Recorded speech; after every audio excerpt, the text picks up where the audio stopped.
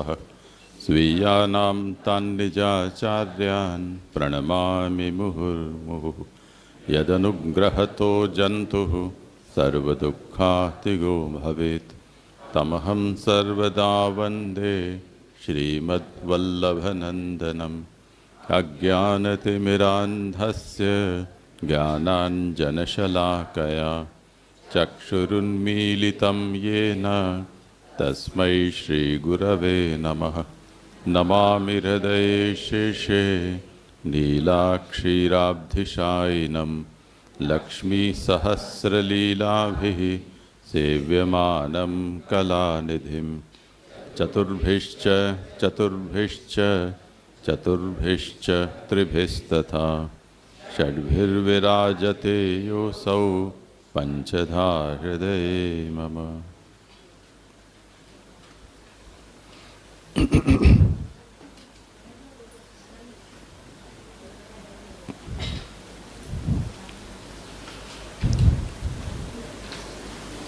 तत्वार्थ दीप निबंध के सर्वनिर्णय प्रकरण में फल साधन प्रकरण का विचार हम कर रहे हैं।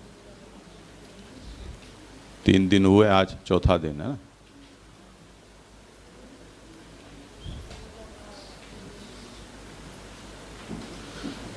कल के समापन सत्र में हमने शाक्त मार्गों के संबंध में आचार्य चरणों ने जो निरूपण किया उस पर हमने विचार किया था कि छल योग और सांख्य को मिलाकर शक्ति की उपासना का मार्ग प्रचलित है। उसके 7 प्रकार हैं: वैदिक, वैष्णव, शैव, शाक्त, वाम, सिद्धांत और कौल। और इनका प्रसंगवश संक्षिप्त परिचय भी आपने दिया और वो निरूपण इस अभिप्राय से आपने किया है कि सप्तापि सर्वथा त्याज्या भगवन मार्गवर्ती भी। भगवन मार्ग का जो अनुसरण कर रहे हैं उनके लिए ये 7 सर्वथा त्याज्य हैं और उनकी त्याज्यता का हेतु उनमें रही हुई तामसता और छल योग यानी वेद निषिद्ध प्रक्रिया का अवलंबन करते हुए वो ये साधना करते हैं। उसके कारण उनकी त्याज्यता है। अब महाप्रभु ने इसे भगवन मार्ग वर्ती भी ही किनके लिए त्याज्य है उनमें ये बात आपने स्पेसिफाई की है। जो भगवन मार्ग का अनुवर्तन कर रहे हैं उनके लिए ये त्याज्य है। उसका तात्पर्य विशेष रूप से उनके लिए त्याज्य है, सामान्यतया सभी के लिए त्याज्य है, क्योंकि उनका जो फल है वो फल कोई उत्तम फल उससे प्राप्त नहीं होता है।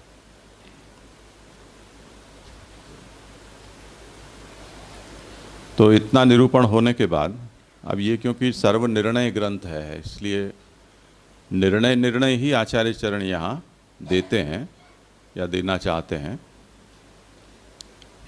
सर्व का निरूपण करना यहाँ इस ग्रंथ का उद्देश्य नहीं है। इसलिए अगर हम ये कहें कि भी आप एक एक मार्ग को 15-15 पन्ने में समझाएं तो वो महाप्रभु के लिए अभी वो प्रासंगिक नहीं है। महाप्रभु की बात सूत्रात्मक होने से जहाँ ऐसी आवश्यकता लगी है कि कुछ स्पष्टता करनी चाहिए, उसके बिना ये बात समझ में नहीं आएगी, तो श्री पुरुषोत्तम जी ने आवरण भंग में उसकी पूर्ति कर दी है। यानी 2-4 पंक्तियाँ और लिख दी हैं उन बात को समझाने के लिए। पर इससे समझना ये है कि हमें क्या इसमें से ग्राह्य है और क्या त्याज्य है, क्या उत्तम है, क्या जघन्य है। फल दृष्टया, साधन दृष्टया, प्रमाण दृष्टया ये विवेक हमें आए, यही इस ग्रंथ का उद्देश्य है। और क्योंकि महाप्रभु के सामने सभी शास्त्र वो करतला मलकवत सिद्ध हैं। अब हमारे लिए वो उतने ही दूर की कोड़ी हैं। उसके कारण जिसकी दृष्टि में ये बिल्कुल साफ साफ बिखरे पड़े हैं, उनको उन संबंध में निरूपण की या विवेचन की अपेक्षा नहीं होती है, निर्णय देना ही पर्याप्त है। हमारे लिए वो निर्णय अंधेरे में तीर छोड़ने जैसा है कि 7 तरह के शाक्त मार्ग हैं, वो सर्वथा त्याज्य हैं। वो कौन से शाक्त मार्ग हैं, कहाँ हैं? तो फिर हमें वो, हमारा जो छोटा दिमाग है वो तेज़ी से दौड़ने लगता है कि वो 7 मार्ग क्या होंगे। तो यदि हम उसमें उलझ जाएं, किया तो जा सकता है, पर पीछे वो पंचवर्षीय योजना हो जाती है। इन 7 कारिकाओं को, 7 मार्गों को समझाने में, जैसे कल मैंने एक डामर तंत्र का आपने को 2-4 पंक्ति पढ़ के दिखाई, उस तरह से एक पूरी रैक तंत्र ग्रंथ की है। उसमें भी सभी ग्रंथ नहीं आए हैं, बहुत ही कम मात्रा में है। यानी 5-15 प्रकार के जो तंत्र हैं उनके एकाध ग्रंथ मेरे पास हैं। यदि हमें उन सभी तंत्र ग्रंथों का संकलन करना पड़े तो ये पीछे अलमारी है उतना ग्रंथ का संग्रह हो जाए, उतना उसका विस्तार है वो। तो ये जो सप्तविध त्याज्य कक्षा के हैं उनकी कथा मैं कह रहा हूँ। जो और लोग जो पूछ रहे थे कि ये देवी की आराधना या भगवान ने योग माया को, वो कंस के हाथ से उसको पछाड़ा और फिर जो वरदान दिया और उनकी जो आराधना प्रसिद्ध हुई भगवान के वरदान से, उनकी क्या गति होगी? तो उनकी फिर साधना का फिर अलग तंत्र है, वो इससे भी पृथक प्रकार का है।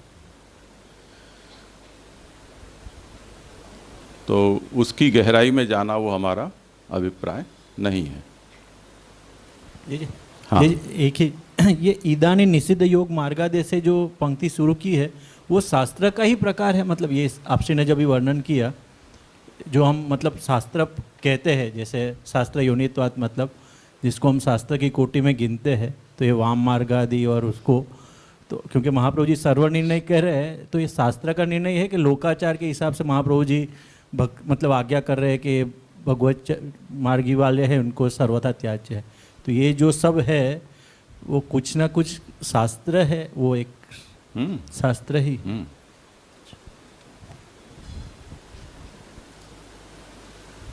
इसीलिए तो आज्ञा कर रहे हैं ना कि कल्पांत पर्यंत भावना करने पर सत्फल होता है।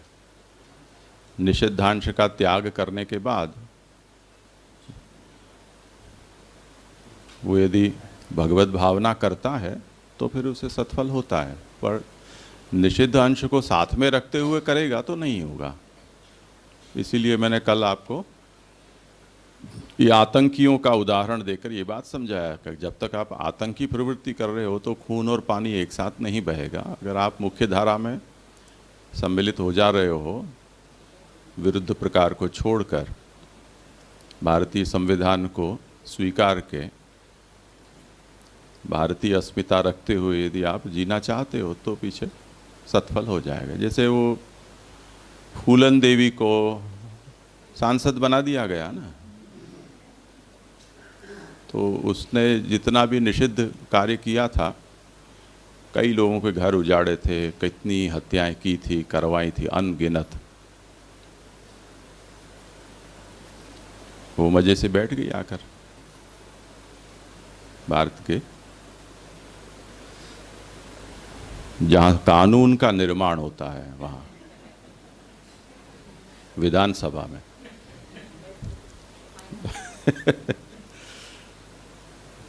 तो वो सत्फल हो गया ना उसे। नहीं, ये तो निषिद्ध योग की बात हुई। उसके बाद जो ये शाक्त मार्ग है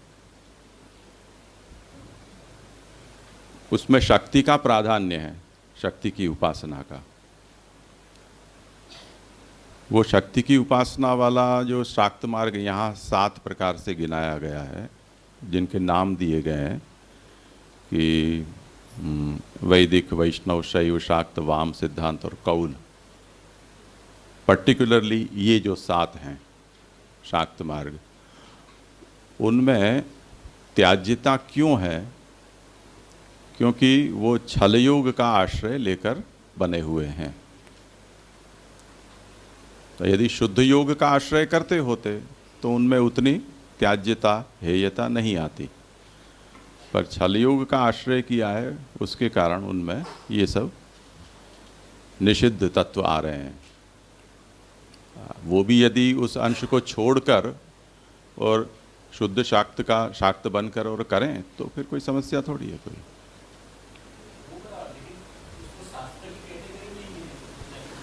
छल योग के साथ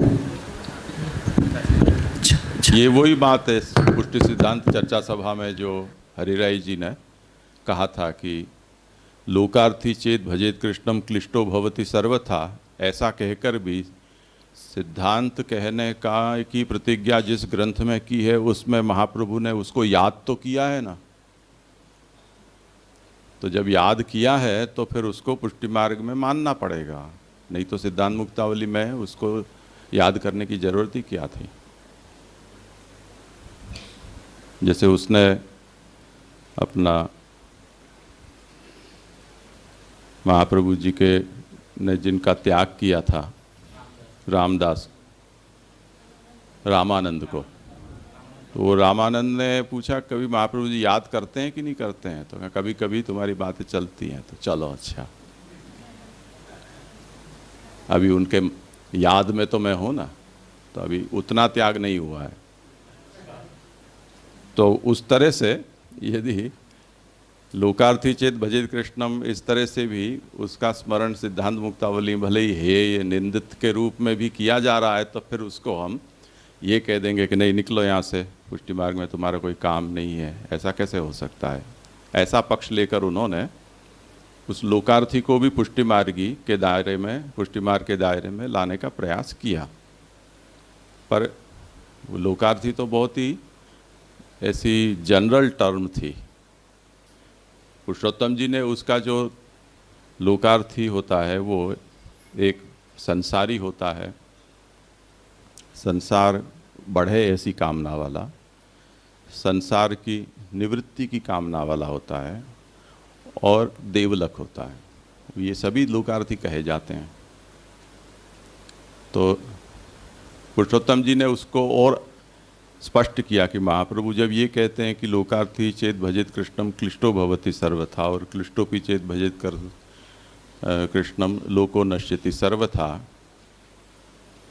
तो इस तरह से जिसको महाप्रभु ने ग्रहण किया है उसमें से जो देवलक है वो तो निषिद्ध कक्षा का है। तो देवलक लोकार्थी है, वो तो किसी भी तरह से पुष्टि मार्ग में ग्राही हो नहीं सकता, वो तो नरकगामी होता है। अब रहे बाकी के दो, संसार की वृद्धि की कामना वाला और संसार की निवृत्ति की कामना वाला, वो दोनों ही अनिषिद्ध और निंदित प्रकार के लोकार्थी कहे जा सकते हैं। पर फिर भी जब तक उनकी वो लोकार्थिता है तब तक वो पुष्टि मार्ग के दायरे में नहीं आ सकता है, वो बाहर खड़ा है। जिस दिन उसकी ये लोकार्थिता समाप्त हो जाएगी, अब संसार की निवृत्ति भगवान करें, ऐसा विचार भी बड़ा उत्तम विचार है, उसमें कोई गलत बात थोड़ी है, पर वो पुष्टि मार्गी भजन करने लायक नहीं है, क्योंकि वो अपना भजन भगवान से करवाना चाहता है कि आप पहले मेरा ये काम कर दो, क्योंकि मैं आपका इसलिए भजन नहीं कर पा रहा हूँ क्योंकि मेरे में संसार आसक्ति है। तो पहले आप मेरी सेवा करो, अगर आपको मेरी सेवा लेनी है तो। हाँ हाँ, तो जैसे हम ये कहते हैं, जैसे वो आजकल ऐसे मीम्स आते हैं कि पति थका हारा आता है बाहर से और उसकी पत्नी एकदम उसके जूते निकालती है, टोपी निकालती है, उसको कोट वोट दे देती है, पानी पिला देती है। जैसे ही वो हुआ नहीं कि उसके हाथ में झाड़ू संभाल देते, कर सफाई अब।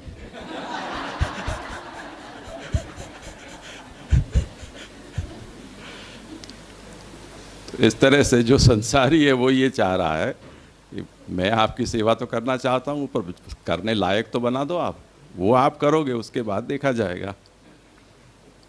तो इसलिए वो अभी भगवत भजन के योग्य नहीं है, भगवान उसका भजन करें ऐसी उसकी अपेक्षा है। वो पुष्टि मार्ग के दायरे में नहीं है जो भक्ति हंस में महाप्रभु ने समझाया है। तो उस कक्षा में उसका मर्यादा भजन भी नहीं है, प्रावाहिक ही है। जय जय। मर्यादा भजन कब प्राप्त होगा कि जब नवधा भक्ति प्रेमात्मिका भक्ति के साधन के रूप में करना शुरू करेगा, उस पॉइंट से उसकी साधन भक्ति या मर्यादा भक्ति कही जाएगी। ऐसी अवस्था जब हमारी हो जाती है तब हम टेक्निकल सेंस में पुष्टि मार्ग में हमारा प्रवेश हुआ है। भले ही पीढ़ियों से ब्रह्म संबंध क्यों नहीं हो गया हो, हमारे ત્યાં 300 વર્ષની સેવા બિરાજે છે, ऐसे ऐसे सब लोग बोम्बास्टिक अपनी प्रशंसा करते हैं।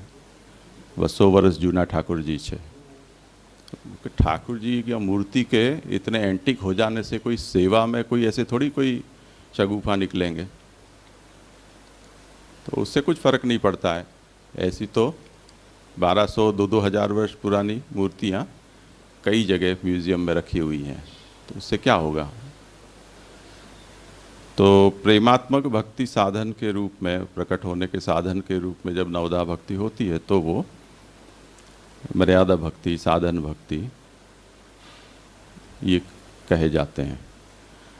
तो इतनी ये जो सूक्ष्मता सिद्धांत मुक्तावली में पुरुषोत्तम जी ने हमको समझाई है, उसको दरकिनार करके और केवल लोकार्थी चेत भजेत कृष्णम, लोकार्थी को भी पुष्टि मार्ग में सिद्धांत मुक्तावली में याद किया है, उतने मात्र से जो धंधा के लिए ठाकुर जी की सेवा करते हैं वो भी पुष्टि मार्गी हैं, ऐसा शुरू में उन्होंने साबित करने का प्रयास किया। पर फिर उनका फुग्गा फूट गया जब पुरुषोत्तम जी की विवृत्ति पर बात आई, तब फिर उनको वो कबूल करना पड़ा। यदि देवलक है तो उस स्थिति में वो निषिद्ध प्रकार है, वो निंदित और अनिषिद्ध प्रकार का लोकार्थी नहीं कहा जाएगा। इसी तरह यहाँ भी समझना है कि शास्त्र तो शाक्त मार्ग बता रहा है, शक्ति की उपासना किसी को भी। जैसे हमने ये देखा कि भगवान ने ही योग माया को आशीर्वाद दिए हैं कि भाई तुम्हारी प्रसिद्ध होगी पूजा। अब पूजा प्रसिद्ध होगी तो यथाधिकार ही तो फल प्राप्त होगा ना। जो सात्विक होकर मुक्त्यादि की प्राप्ति के लिए वो करेंगे उपासना, तो उनको वैसा देवी का सायुज्य मिल जाएगा। तत्त देव उपासका नाम आजन्म उपासने फलम, उस न्याय से। यदि उसमें राजस तामसता होगी तो वैसे फल होंगे, अति तामसता होगी तो नरक भी हो सकता है। जय जय। जय जय। ये जो इसमें यानी जो निषिद्धता आ रही है वो फल के रेफरेंस में नहीं, लेकिन साधन के वजह से आ रही है, ऐसा समझना। जिसका भी नरक फल होगा, पुनरावृत्ति रूप फल होगा, तो उसमें वो निंदा और निषेध अपने आप प्रसक्त हो जाएंगे ना, उसको कहने की ज़रूरत ही नहीं है। महाप्रभु यहाँ भगवन मार्ग वर्ती भी सर्वथा त्याज्या, ये भार भक्ति मार्गी को समझाने के लिए दे रहे हैं कि तुमको कभी ऐसे मिल जाए तो तुम उनसे भ्रमित मत हो जाना।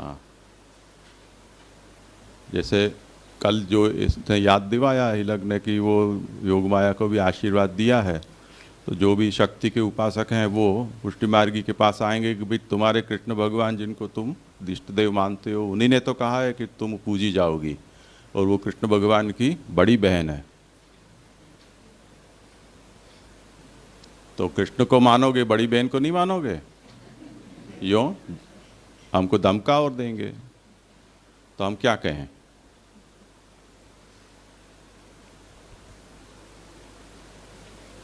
ऐसे और जे एक कि यहाँ पे जो बात आ रही है वो सभी के लिए, जो निषिद्धता है वो सनातन धर्म में ही आ रही है, ऐसा नहीं कि सिर्फ भक्ति मार्ग है, सभी के लिए ऐसे ही वर्ण के, ये तो निषिद्ध ही है। हाँ, ये एक ऐसे ही खाली कि ये जो सिद्धांत मुक्तावली में जो निषिद्ध है, अनिंदित जो है लोकार्थी, जिसको संसार निवृत्ति की कामना से जो भगवान का भजन कर रहा है, तो वो मोक्ष, उसको मोक्ष मतलब मर्यादा मार्गीय मोक्ष के तुल्य उसको समझ सकते हैं, क्योंकि संसार निवृत्ति की कामना है। तो क्योंकि संसार कामना निवृत्ति को मोक्ष तुल्य कैसे समझा जा सकता है? नहीं, मैं ऐसा, मेरी ऐसी सोच है कि संसार निवृत्ति की कामना मतलब अहंता ममता की निवृत्ति हो जाना, ये बराबर है जे? हाँ, जो भी समझो। हाँ, तो वो तो मोक्ष मुक्त अवस्था हो गई ना, फिर अहंता ममता निवृत्त हो गई किसी की भी संसार में से। कामना होना अलग बात है और निवृत्त होना अलग बात है। अच्छा, तो कोई ऐसा मांगता है भगवान से तो वो मुक्ति ही मांग रहा है ना, फिर मैं ऐसा सोच रही हूँ। वो तो पता नहीं क्या मांग रहा है, वो जो मांग रहा हो उसके दिमाग में क्या भूसा भरा हुआ है, अपने को क्या पता। अच्छा, हाँ, क्योंकि संसार भी हर व्यक्ति का अलग अलग है। वो जिस प्रकार के संसार से त्रस्त है उससे मुक्ति मांग रहा हो और उससे उच्च प्रकार के संसार की कामना उसके अंदर हो, तो हमें क्या पता। जैसे जो जेल में पड़ा है वो ये कहेगा कि जेल में से छूटूं और मैं अपने घर में जा कर रहूं, तो वो एक संसार से निकल के दूसरे संसार में जाना चाह रहा है। तो हम एक ऐसे कुछ अंधेरे में तीर नहीं छोड़ सकते हैं, जो जैसा होगा ऐसा ही निर्णय करना पड़ेगा। अच्छा, हाँ, बाकी सर्वथा अहंता ममता की निवृत्ति की कामना जिसको है तो अच्छी बात है, तो अच्छी बात है। हाँ। तो उसको लोकार्थी फिर क्यों? क्योंकि भगवान से कामना है इसलिए। नहीं, संसार है वो उसके द्वारा पैदा किया गया है ना, भगवान ने तो संसार पैदा किया नहीं है। तो भगवान ये कहेंगे कि जैसे मैंने अविद्या दी ऐसे विद्या भी दी है, तो तुम वो साधन करो ना, मेरा माथा क्यों खा रहे हो? ऐसे। हाँ,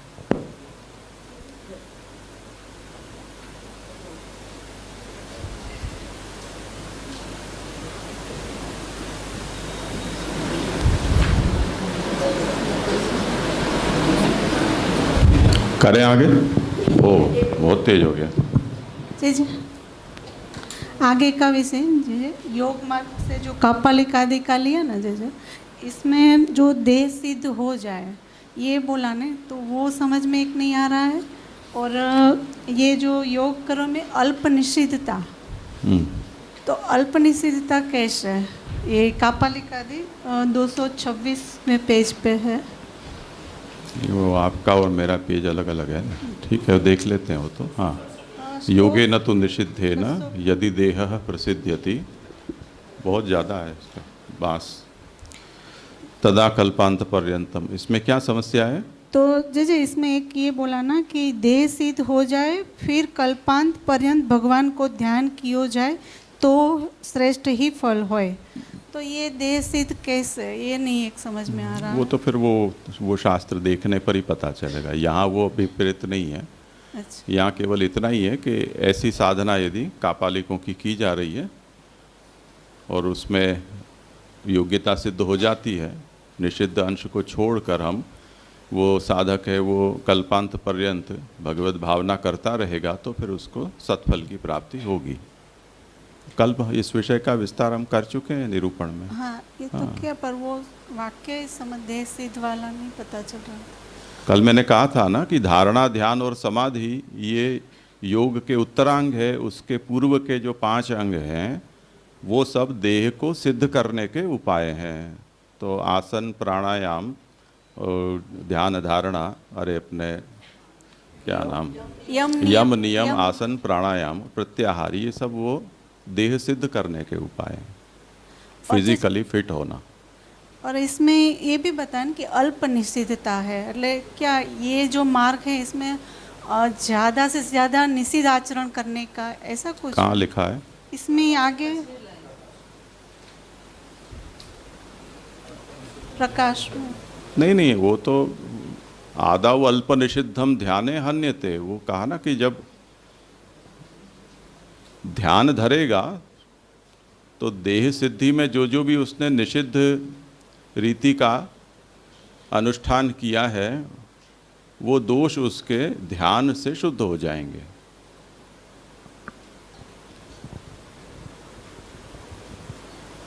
वही तो अभी मैंने कहा आतंकियों के विषय में, यही तो मैंने कहा ना कि आतंकी बनने के लिए जो जो भी निषिद्ध उपाय किए हैं वो यदि आत्मसमर्पण कर देते हैं और मुख्य धारा में आते हैं तो सरकार है वो फूलन देवी के जैसे पहले के दोषों को उन्होंने ब्रह्म संबंध करणात् सर्वेषाम देह जीवयो सर्व दोष निवृत्ति रही, ऐसे तो एक सब दोषों का निवृत्ति मान ली।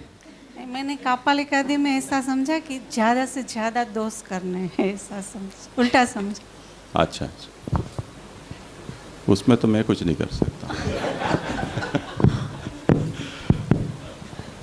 हाँ ये जो 280वीं कारिका में जो प्रकाश में अंत में ये आ रहा है, असुराणामेव अत्र रुचि तेन तेषामेव क्षयति, तो क्षय का स्वरूप क्या समझेंगे जे असुर के संदर्भ में?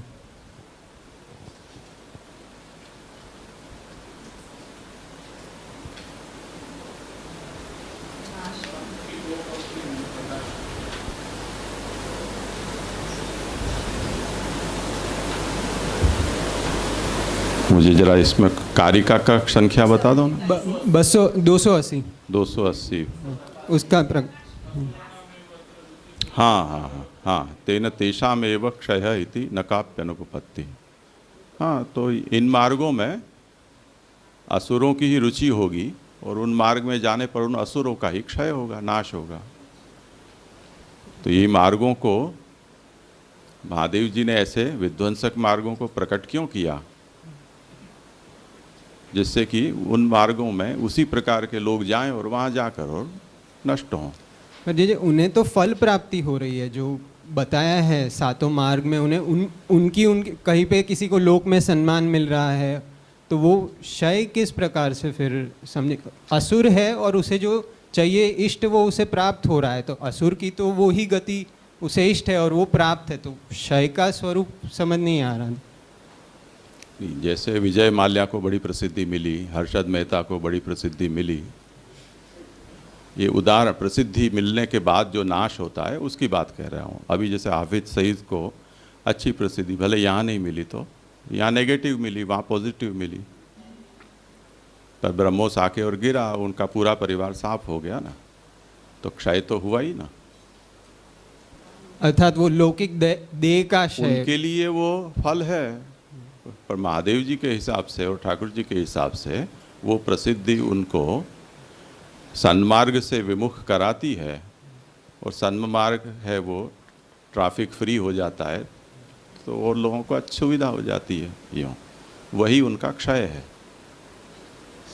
सन्मार्ग से निवृत्ति के रूप, क्योंकि स्वयं अगर असुर है तो उसकी तो वारंवार प्रवृत्ति ऐसी ही होगी, और हाँ। लीला से तो ऐसे ही चाह रहे हैं कि असुर की वहाँ प्रवृत्ति रहे, इसलिए वो क्षय के संदर्भ में मतलब सन्मार्ग में वो अन्य को डिस्टर्ब ना करे, उस रूप से प्रसिद्धि मिलना ये कोई फल है? आसुर के लिए तो जैसे वही उसकी मनोवृत्ति होगी, और लीला प्रभु भी वही चाहेंगे ना। ऐसे नहीं, मैं ये कह रहा हूँ फल क्या है? पुरुषोत्तम सायुज्य, अक्षर सायुज्य, आत्मसुख रूप फल की प्राप्ति, या तत्त देवताओं का सायुज्य। फल तो ये है, शास्त्र में इसी को फल कहा है, और सबको तो फल मना ही नहीं है, वो तो सब भ्रांत हैं, फल की भ्रांति मात्र है। तो उनसे भी निम्न कक्षा का फल यदि किसी को मिल रहा है किसी साधना से, तो वो उसकी सोच से वो फल है, वस्तुतः तो वो फल है ही नहीं, वो तो नाश है। इसलिए कह रहे हैं कि तेन तेषामेव क्षयः, इन मार्गों में विनाशक मार्गों में जाकर वैनाशिक की सिद्धि प्राप्त होती है, और उसी से उनका नाश हो जाता है। तो नकाप्यनुपपत्ति ही का मतलब ये है कि महादेव जी जैसे महादेव भगवान के भक्त, उन्होंने ऐसे उपद्रवकारी मार्गों का क्यों प्रकट किया, इसमें क्या उपपत्ति है? ये अनुपपन्न हो रहा है, यानी ये बात समझ में नहीं आने से, मज़ा नहीं आ रही है ऐसा। तो अब वो मज़ा कैसे आ सकती है उसको यहाँ बता रहे हैं कि इसमें भी मज़ा लेने की है। ये ठीक है।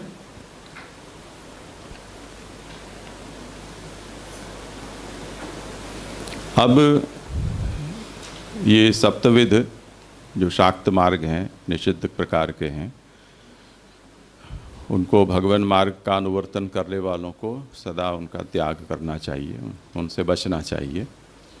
इसी तरह बौद्धाश्चतुर्विधाः पूर्वमंतरानंत मार्गिणः, बौद्ध जो हैं 4 प्रकार के होते हैं और फिर उनके प्रकार भेदांतर अनेक होते हैं।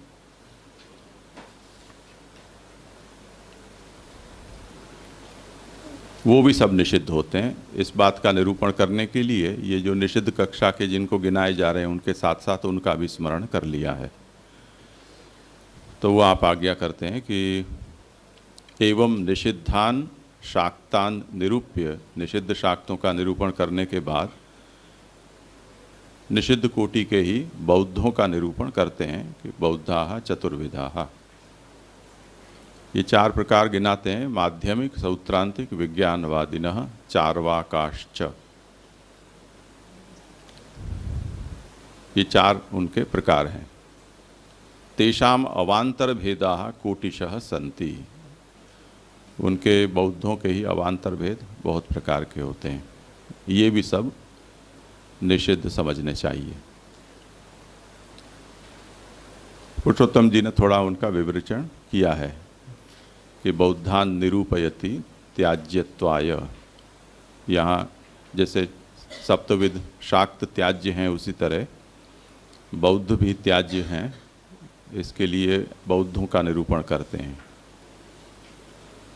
माध्यमिक शून्यवाद प्रस्थानाः, माध्यमिकों को शून्यवादी भी कहा जाता है। इसी तरह सौत्रांतिकाः, सौत्रांतिक जो हैं उनका ये विचार है कि ज्ञानाकारानुमेय क्षणिक बाह्य पदार्थवाद प्रस्थानाः। सौत्रांतिक ऐसा मानते हैं, इनके यहाँ मुख्य बौद्ध का जो लिखित साहित्य कुछ भी नहीं है। इसके कारण बुद्ध ने जो जो जहाँ जहाँ उपदेश दिए और वहाँ के लोगों ने बुद्ध के उपदेशों को लिपिबद्ध किया, ग्रंथबद्ध किया, उससे वो प्रस्थान प्रचलित हो गए। उसका जो आचार पक्ष है उसको लेकर हीनयान और महायान इस नाम से बौद्ध की संप्रदाय हुए। जैसे अपने यहाँ शरण मार्ग, भक्ति मार्ग, ऐसे तो हीनयान और महायान, और उनका जो तत्व सिद्धांत है उसको लेकर ये टर्मिनोलॉजी हुई। माध्यमिक यानी शून्यवादी, शून्यवादी का जो प्रसिद्ध वचन है सर्वम शून्यम, यानी कोई भी वस्तु सत्ता कहीं भी नहीं है, तो सर्व स्वभाव शून्यता है, ये शून्यवादियों का सिद्धांत था। और जो सौत्रांतिक हैं उनका ये सिद्धांत है कि वस्तु सत्ता जो होती है वो ज्ञान स्वरूप ही है, यानी बाह्य जगत में किसी वस्तु की कोई सत्ता नहीं है, पर हमारे ज्ञान संतति जो है वो ही वस्तु का स्वरूप है। ऐसा उनका सिद्धांत है। और विज्ञानवादिनः इति क्षणिक विज्ञानवाद प्रस्थानाः, उसमें 2 प्रस्थान होते हैं। एक प्रस्थान ये है कि हमारी इंद्रियों से बाह्य विषय का साक्षात्कार हो सकता है और बाह्य पदार्थों की सत्ता होती है, भले ही क्षणिक क्यों न हो। तो बाह्यार्थवादी और एक मत ये है कि जो कुछ भी है वो सब हमारे बुद्धि में ही है, हमारे ज्ञान में ही है, तो ये विज्ञानवादी हो गए।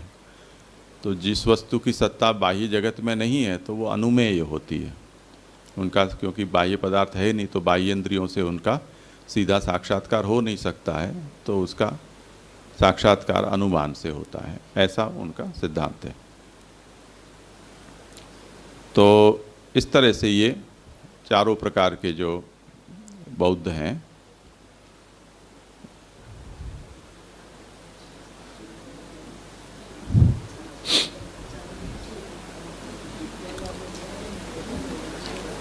अब इनमें एक जो प्रसिद्ध टर्म है इन दिनों वैभाषिक, महाप्रभु ने उनका उल्लेख यहाँ नहीं किया है, तो उसके स्थान पर यहाँ चारवा कहा ऐसे आपने लिखा है। वो पहचान तो कोई जैसे जिसको जैसी जिस समय में प्रसिद्ध हो उस प्रकार से होती है, पर जो मुख्य मत हैं उनको थोड़ा समझ लेना चाहिए कि उनके सिद्धांत हैं वो किस आधार पर चलते हैं। तो जो वैभाषिक हैं वो बाह्यार्थवादी होते हैं, उनका ऐसा मत है जैसे हम मानते हैं कि वस्तु भी है और उसको ग्रहण करने के हमारे इंद्रिय साधन भी हैं और इंद्रियार्थ सन्निकर्ष से हमें वस्तु सत्ता का ज्ञान भी होता है। तो ये वैभाषिक कहे जाते हैं। और वसुबंधु, दिंगनाग, ये सब वैभाषिक बौद्ध मत के आचार्य हुए और उनके ग्रंथ प्रसिद्ध हैं। अब जो सौत्रांतिक बुद्ध हैं वो उनका ये सिद्धांत है कि वैभाषिक जैसे बाह्यार्थ मानते हैं ऐसा वस्तु सत्ता है वो बाह्य न होकर आंतर होती है, बस इतना ही उनमें अंतर है। तो कुमारपाल हैं, बुद्धदेव, यशोमित्र, ये सब उसके आचार्य हुए। योगाचार है उसे विज्ञानवादी भी कहे जाते हैं और उनका ये सिद्धांत है कि ज्ञान मात्र है, वस्तु सत्ता ज्ञान से अलग और कुछ भी नहीं होती है। जैसे कि पश्चिमी दर्शन में आइडियलिस्ट हुए, उन्होंने सब कुछ आइडिया है, सब कुछ कॉन्सेप्ट्स हैं, इस तरह से उन्होंने निरूपण किया। कुछ शंकराचार्य जी ने भी इन बुद्धों से ग्रहण किया अपना सिद्धांत कि जो भी कुछ दिखता है वो सब मिथ्या है, उसकी वस्तु सत्ता नहीं है, प्रतिभास या व्यवहार मात्र है और वस्तुतः जो कुछ भी है वो आत्मा है। तो ये उनका सिद्धांत हुआ और इसमें असंग है और धर्मपाल, धर्मकीर्ति, ये सब इनके योगाचार के आचार्य हुए। और दूसरा शून्यवादी माध्यमिक हैं और वो ये सभी कुछ जो जगत है उसको जैसे शंकराचार्य जी ने ही विवर्त रूप माना है, उस प्रकार से ये सभी जो जगत है वो विवर्त मात्र है और वस्तुतः जो कुछ भी मूल है वो उसका मूल संवृत्ति है, ऐसा उनका सिद्धांत है। नागार्जुन इसके प्रसिद्ध आचार्य हुए। तो ये बुद्ध क्योंकि उस काल में इतना बड़ा व्याप हुआ उनका, इसके कारण बुद्ध के विचार बहुत ज़्यादा फैले। तो बहुत लोगों ने उनके विचारों से प्रभावित होकर उनमें से अपने ग्रहण करने योग्य जो भी तत्व थे उनको उन्होंने भी स्वीकार किया। अब वो उनका उपकार मानकर, क्योंकि कॉपीराइट का सिद्धांत उस समय था नहीं, ये पेटेंट होती नहीं थी, तो उसका आभार माने बिना उनके सिद्धांतों को अपनी शैली से लोगों ने कहना शुरू किया। अब जिन्होंने सबसे ज़्यादा कॉपी मारी वो पकड़ में आ गए।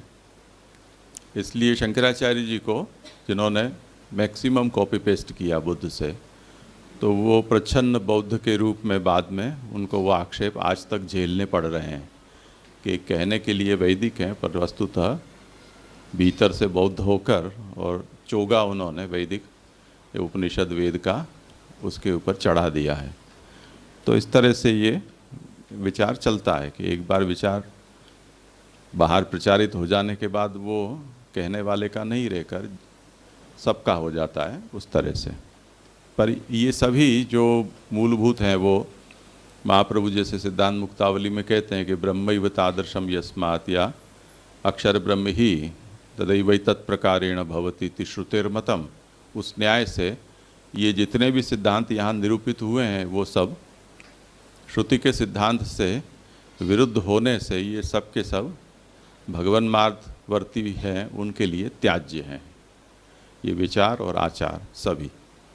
क्योंकि जितने आचार में भी हो सकता है कि हमारे जैसे आचार या हमसे भी डेढ़े आचार कोई और जगह हो, जैसे जैनों में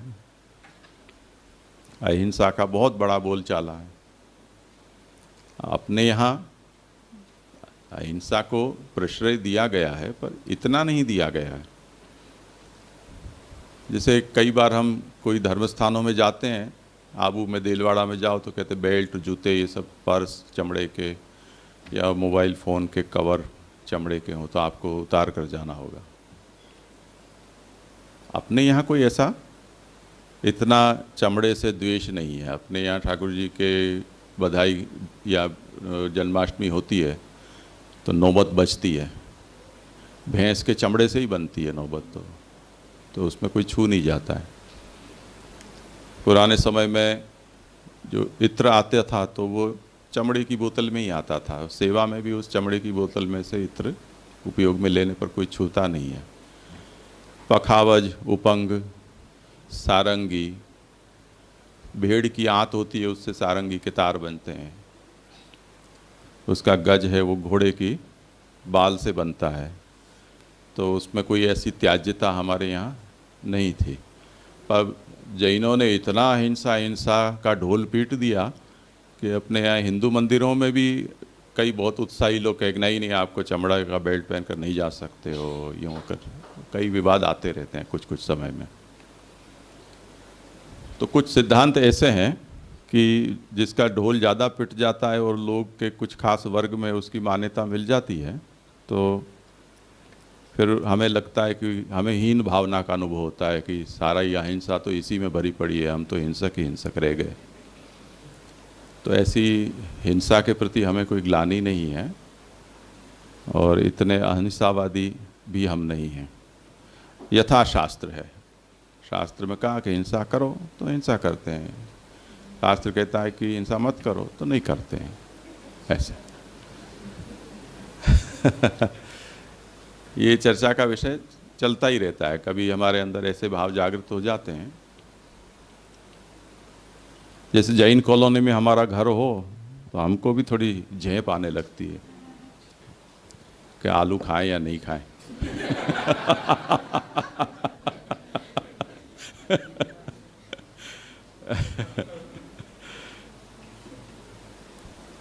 जी। पर ये अहिंसा हमारे यहाँ भी है। अगर आपको पका हुआ फल मिलता हो तो कच्चा नहीं तोड़ना चाहिए, खिरा हुआ पत्ता मिलता हो तो पेड़ में चिपका हुआ पत्ता नहीं लेना चाहिए। यदि वृक्ष के ऊपर के भाग से आपका काम चल जाता हो तो उसके मूल को आपको हानि नहीं पहुंचानी चाहिए। और यदि यही बात है वो अगर आप गृहस्थ हैं या आप किसान हैं तो आपको वो बंधनकारी नहीं है। आप सन्यासी हैं तो आपको उसका पालन कठोरता से करना है, क्योंकि आपको आपकी आवश्यकता सीमित करनी है, आपका जीवन का उद्देश्य ये है। तो उस स्थिति में आपको ज़्यादा कॉन्शियस होना चाहिए इन सब विषयों में। गृहस्थ आदि को चलेगा, वो घर में रह रहे हैं, मकड़ी आ रही है, छिपकली आ रही है, चूहा आ रहे हैं, सांप बिच्छू निकल जाए, कान खजूर आ रहे हैं। पहले तो ये सब बहुत निकलते थे, अब थोड़े कम हो गए, बट फिर भी मक्खी मच्छर चींटियाँ तो अभी भी आती हैं, इस तरह कॉकरोच भी आते ही हैं, छिपकलियाँ भी आती हैं। तब आपको जीना है तो कुछ करना पड़ेगा उनके लिए। तो आप एक आध दो आहुति उसकी प्रायश्चित की आप कर दो। नहीं, उनकी जीवों की आहुति नहीं।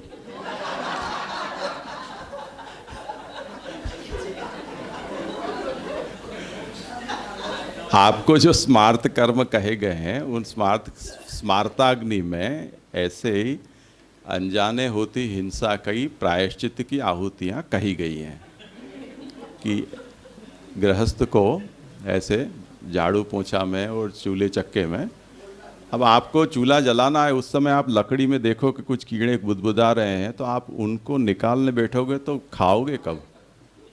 तो अब तो वो आया है तो मरने के लिए ही प्रारब्ध ने उसको वहाँ रखा है, तो अब उसका करो उद्धार।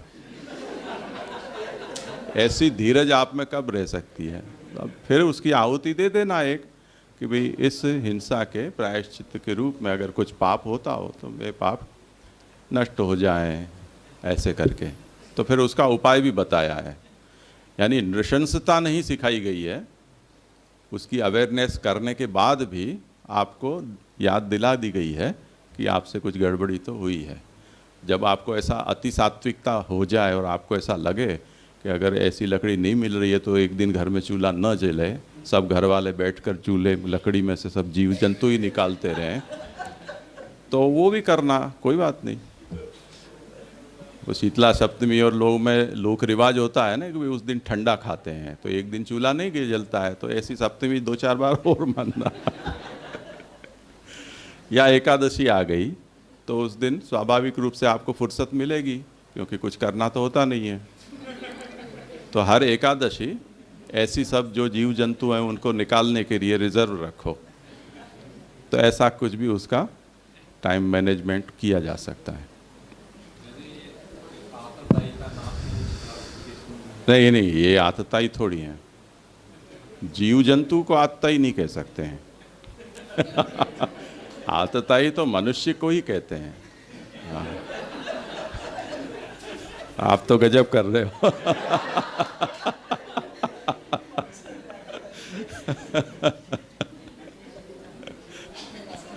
जी जी। इसमें बौद्ध के अंतर्गत ये चारवाक आ रहा है, तो हमारे यहाँ मतलब पहले हमने जो पढ़ा था तो चारवाक अलग मत है, ऐसे था ना? इसीलिए मैंने कहा कि ये जो चारवाक है महाप्रभु ने यहाँ चतुर्विध बौद्ध के अंतर्गत माना है, पर उसका अभिप्राय हमें ये समझना चाहिए कि आचार्य चरण के हिसाब से हो सकता है कि कुछ जो चारवाक नास्तिक हैं, वेद विरोधी, उन्होंने बुद्ध से प्रेरणा ली हो। तो जैसे हमने ये देखा कि वैभाषिक बौद्ध, तो वो ऐसा मानते हैं कि पदार्थ का बाह्य अस्तित्व होता है। वो भी ये मानते हैं कि वेद बकवास है, ईश्वर नहीं होता है। ये सिद्धांत बौद्ध का भी है, यही सिद्धांत चारवाकों का भी है। चारवाक भी बाह्यार्थ को मानते हैं और प्रत्यक्ष के अलावा और कोई प्रमाण होता नहीं है, ऐसा चारवाकों का भी सिद्धांत है। तो ये लोग भी बाह्यार्थ प्रत्यक्षवादी हैं।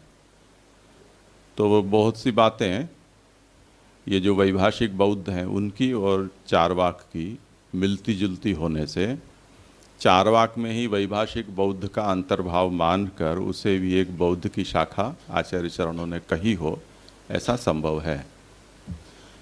और ज़्यादा पता नहीं है और लोगों की इस विषय में क्या मान्यता है, पर अभी तो ऐसा समझ में आ रहा है।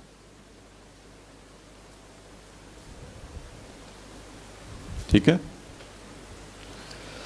अब तेषाम मूलभूतानाह, ये जितने भी प्रकार के, अब तेषाम में चतुर्विध बुद्धि बौद्ध ही मानने चाहिए, क्योंकि इससे पूर्व जो सप्तविध शाक्त हैं उनके मूलभूत तो महादेव हैं, वो कहा जा चुका है। तो किसी को ये प्रश्न हो कि कहाँ से आई ये सब, तो तेषाम बृहस्पति मुखाः कर्तारो, इन सब के कर्ता यानी इनके प्रवर्तक बृहस्पति और बृहस्पति के द्वारा प्रेरित जो हैं वो लोग रहे हैं। अद्यतु हरि, और इस युग में तो साक्षात भगवान ही बुद्धावतार के रूप में प्रकट होकर और इन सब मतों का प्रवर्तन उन्होंने किया है।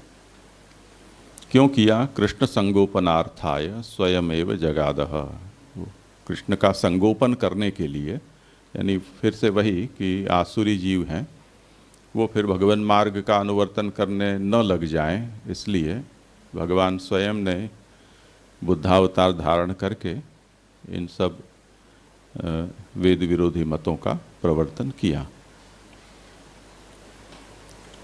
तो प्रकाश में कहते हैं तेषाम बृहस्पति मुखाः कर्तारः, इन सब मतों के कर्ता बृहस्पति मुखा है। बृहस्पति और बृहस्पति जिनमें मुख्य हों ऐसे, अथवा बृहस्पति के द्वारा जिनको मुख्यतया प्रेरित किया गया ऐसे, वो इन मतों के प्रवर्तक हैं। अब लोकायतम शास्त्रम बृहस्पतिना प्रणीतम, ये जो चारवाक जिनको लोकायत भी कहते हैं, वो लोकायत शास्त्र बृहस्पति के द्वारा रचा गया। तथा अन्येपि शुक्र माया विमोहिता, इसी तरह अन्य भी ऐसे ही नास्तिक मत शुक्राचार्य की माया से मोहित होकर कई लोगों ने, विद्वानों ने प्रवर्तित किए। सांप्रतम हरिरेव बुद्ध रूपेण अवतीर्णो वेद निंदा लक्षणम शास्त्रम कृतवान। और इस समय ये जो श्वेतवाराह कल्प में जो अभी कलयुग चल रहा है, उसमें श्री हरि ने ही बुद्ध रूप से अवतीर्ण होकर वेद की जिसमें निंदा है ऐसे शास्त्रों को आपने प्रकट किया। अब महाप्रभु यहाँ तक तो नाम दे देकर पाषंड मतों का और वेद विरोधी मतों का वो ग्राह्य नहीं है ऐसा सब निरूपण कर रहे हैं, पर ऐसे आगे भी समय चलते कई वेद से विरोधी हों ऐसे मत पैदा होते रहते हैं। तो एक बार क्या ग्राह्य है और क्या त्याज्य है, उसके लिए एक निश्चित कोई हम मार्गदर्शन दे दें, जिससे कि नाम दे देकर हमें कहना ना पड़े। तो महाप्रभु अब पाखंड मत किसको जानना, उसका निरूपण करते हैं कि वेद मार्ग विरोधे न येषाम करणमण्वपि ते ही पाषंडिनो ज्ञेयाः। आपको किसी का नाम पता हो या ना हो, हम ले पाए हो नहीं ले पाए हो, बाद में कभी पैदा हो जाए, आपको देखना क्या है कि वेद मार्ग से अणुमात्र भी कहीं कुछ विरोध है तो उसे पाखंडी जानो। ये मूल सिद्धांत हो गया। शास्त्रार्थत्वेन वेशिणः, हो सकता है कि वो व्यक्ति शास्त्र के नाम पर ही कोई बात कहता हो, पर आपको ये देखना है कि मूल शास्त्र के सिद्धांत से उनकी बात मेल खाती है या विरुद्ध जा रही है। तो वो शास्त्र का मुखौटा लगाकर आपको शास्त्र विरुद्ध बात कह सकता है। इसी तरह सन्यासी का वेश धारण करके शास्त्र विरुद्ध बात कह सकता है।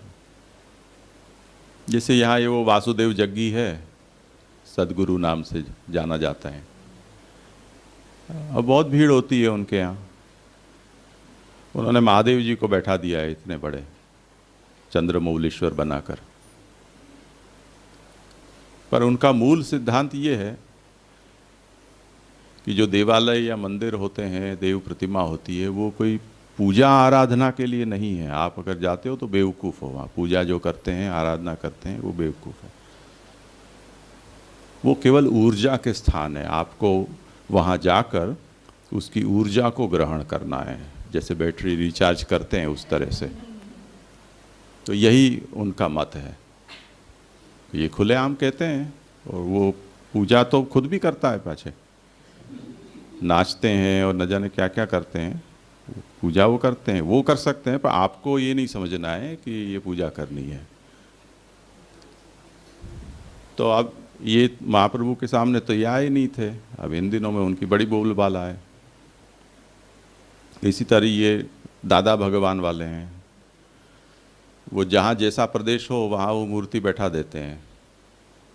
यहाँ बड़ौदा के पास है वागोड़िया रोड पे, वहाँ शायद योगेश्वर कृष्ण श्रीनाथ जी और ऐसा सब हैं। राजकोट के पास हम एक बार गए थे तो वहाँ महादेव जी और श्रीनाथ जी, महाप्रभु जी भी थे उसमें। तो क्योंकि वो सौराष्ट्र रीजन है ना, आपके घर के पास वहाँ भुज में भी कुछ बना है ना त्रिमूर्ति, वहाँ कौन सी वो मैंने देखा नहीं है, वहाँ भी कुछ बनाया होगा। अब वो मूलभूत वैष्णव था दादा भगवान खुद, उसके बाद जैन से प्रभावित हुए, तो कुछ वैष्णवता और कुछ जैन सिद्धांत और सांख्य के सिद्धांत को मिलाकर उन्होंने कुछ नई खिचड़ी पकाई है। उनके विचार और जो भी संदेश हैं वो कोई उतने समाज विरोधी हो या नैतिकता विरोधी हो ऐसा नहीं है, पर श्याम दादा और हम सब लोग गए थे, चतुर्थ स्कंद का बड़ौदा में आयोजन था उस समय,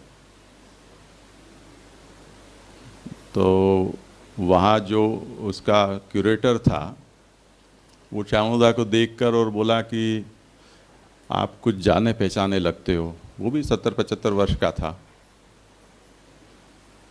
तो मैंने परिचय दिया कि आप ये हैं, ओ दीक्षित जी महाराज ना लालजी छो आप बहु नाना હતા ત્યારે મેં જોયા।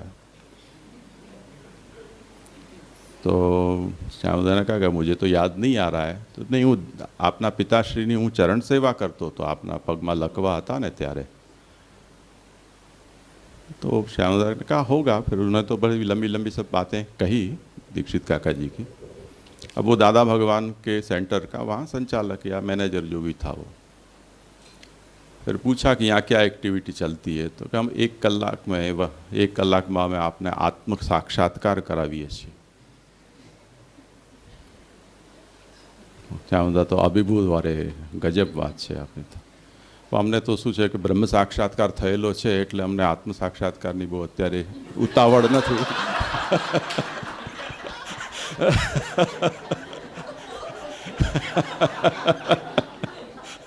अरे हाँ, आपने तो ब्रह्म संबंध होय छे ने, बरोबर है, आपने कहीं जरूर नहीं। तो इस तरह से अब ये नए नए मत हैं। उन मत को अगर यहाँ ले तो वो कॉमेडी शो जैसा हो जाए, महाप्रभु जी के लिए भी उनका संकलन कर पाना। पर ये जैसे अभी विद्यमान है, अभी और भी ऐसे निकलेंगे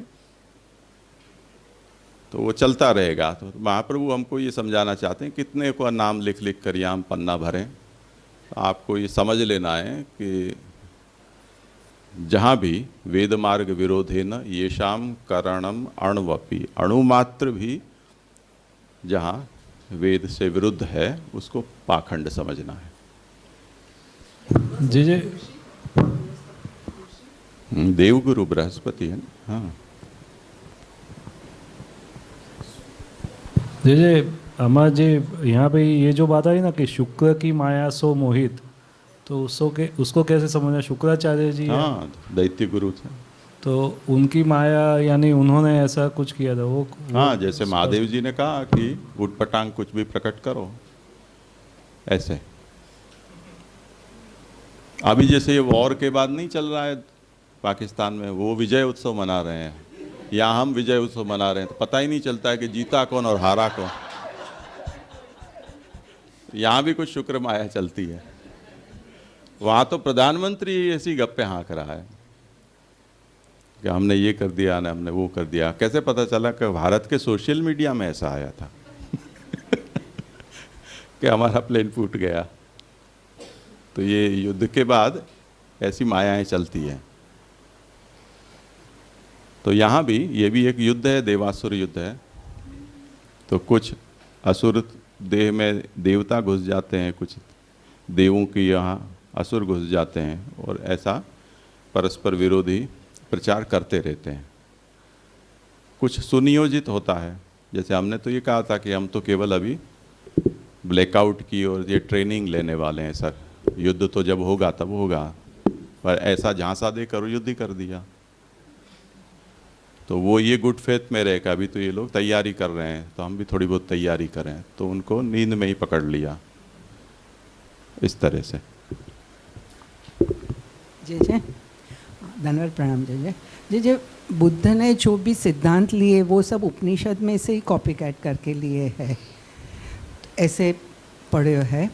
और कौन से सिद्धांत लिए ऐसे? जो भी लोग के अंदर कैसे व्यवहार करना, ये सब ऐसे उपोद्घात में पूज्य जे की जो बुक है उसमें हम लोग ने पढ़े तो कि ऐसे बुद्ध के मेजॉरिटी सिद्धांत है वो उपनिषद, क्योंकि वक्त ब्राह्मण जो थे वो वेद को जो प्रचार करते थे और रॉन्गली पीपल को मिसगाइड कर रहे थे, तो वाली बुद्ध को अवतार है या बुद्ध को जन्म गौ में से कांकरा निकालने के लिए कि देवी जीव अलग हो जाएंगे और असुर जीव अलग हो जाएंगे। लेकिन मेजॉरिटी ऐसे तो कि मेजॉरिटी सिद्धांत उन्होंने उपनिषद में से लिए। तो अभी अपन शंकराचार्य मतलब उसको हमें स्पेसिफाई करना होगा। हमने ये कहा ना कि हीनयान और महायान ये बुद्ध के आचार पक्ष के संप्रदाय हैं, और योगाचार, वैभाषिक, सौंत्रांतिक, माध्यमिक, शून्यवादी, ये सब उनके फिलोसॉफिकल एस्पेक्ट के नाम हैं। तो ये थोड़ी कोई उपनिषद में है। आचार पक्ष है उसमें, तो वो तो किसी भी धर्म में जाओगे वो एक ही वस्तु मिलने वाली है। सांख्य हो, योग हो, न्याय वैशेषिक हो, बौद्ध जैन हो, या हमारा सनातन धर्म हो, या तो सामान्य धर्म के एक भी एलिमेंट ऐसे नहीं होंगे कि जो किसी धर्म में इनकॉर्पोरेट न किए गए हों। तो वो आचार पक्ष के संबंध में मुख्य रूप से है, ऐसा समझना चाहिए। पैरेलल शंकराचार्य पूर्वकांड को तो नहीं मान रहे हैं, तो वेद को पार्ट ही मान रहे हैं। तो आपने जो कहा कि जो अणु मात्र भी वेद से विरुद्ध नहीं है, लेकिन पार्टली मान रहे हैं, और भागत्याग लक्षणा करके कोई भी जो है वो उसमें से भी पार्ट ही मानते हैं, तो दैट इज़ एलिजिबल, वो क्वेश्चन है। नहीं, हम तो नहीं मानते हैं। हम तो यही कहेंगे नहीं, ना कि जो मायावादी हैं उनका अनुसरण करने वाले हैं उनको नरक ही होगा। महाप्रभु तो स्पष्ट ही आज्ञा करते हैं, इसमें कोई भ्रांति नहीं है। वेद विरोध ही है स्पष्ट रूप से, उसको वैदिक मत थोड़ी कोई कहते हैं।